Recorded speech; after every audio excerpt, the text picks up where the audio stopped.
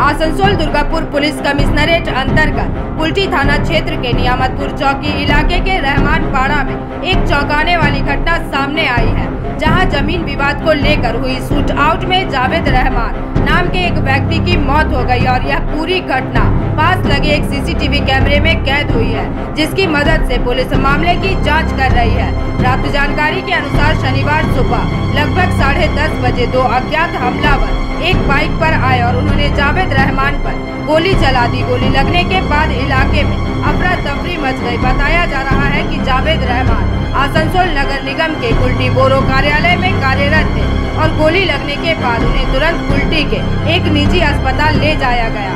बाद में बेहतर इलाज के लिए उन्हें आसनसोल जिला अस्पताल रेफर कर दिया गया। हालांकि अस्पताल पहुंचने पर डॉक्टरों ने जांच के बाद उन्हें मृत घोषित कर दिया। बता दें कि यह पूरी घटना पास लगे सीसीटीवी कैमरे में कैद हुई है, जिसकी फुटेज पुलिस ने अपने कब्जे में ले ली है। फुटेज में हमलावरों की हरकतें साफ तौर पर देखी जा सकती है। पुलिस अब इस फुटेज के आधार पर हमलावरों की पहचान करने की कोशिश कर रही है। पुलिस और स्थानीय लोगों के अनुसार इस घटना के पीछे का कारण जमीन विवाद है। बताया जा रहा है कि जावेद रहमान और दूसरे पक्ष के बीच लंबे समय से जमीन को लेकर झगड़ा चल रहा था, जो कि शनिवार को हिंसक रूप में बदल गया।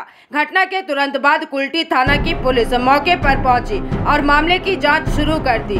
एक पुलिस अधिकारी ने बताया कि अभी मामले की विस्तृत जानकारी देना संभव नहीं है, क्योंकि यह एक संवेदनशील जांच का विषय है। फिलहाल पुलिस ने इलाके में सुरक्षा व्यवस्था कड़ी कर दी है, ताकि आगे कोई अप्रिय घटना न हो, लेकिन पूरे क्षेत्र में अब भी तनाव का माहौल बना हुआ है।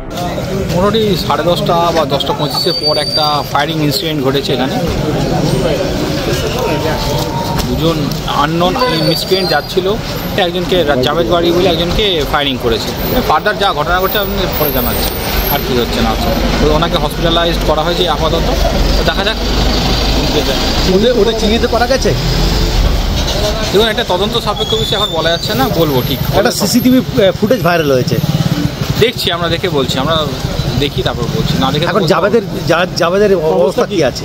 হসপিটালে ভর্তি আছে আপাতত, এখনো জানি না, আমরা খোঁজ খবর নিচ্ছি, তারপর বলছি। ঠিক আছে, থ্যাংক ইউ। ফোন করলো কি পাড়াতে গুলি চলে গেছে, তাড়াতাড়ি আমরা সবাই দৌড়ে এসেছি।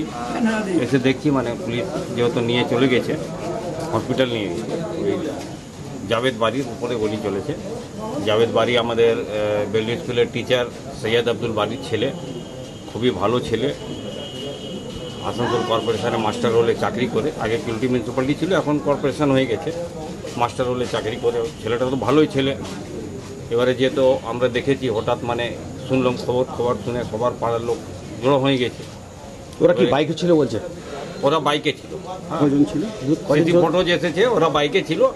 অন্ধকার ছিল, যে জায়গাটাতে শ্যুট করেছে সে জায়গা অন্ধকার ছিল। অন্ধকার মানে লাভ নিয়েছে, লাভ নিয়ে গুলি মেরেছে ওইখানে। যদি এই দিকে থাকতো লাইটে তাহলে কিছু আর দেখা যেত, মানে গাড়ির নম্বর এসব পাওয়া যেত, কিন্তু গাড়ির নম্বরটা আমরা দেখতে পাচ্ছি না। এবারে পুলিশ নিশ্চয়ই মানে বার করবে।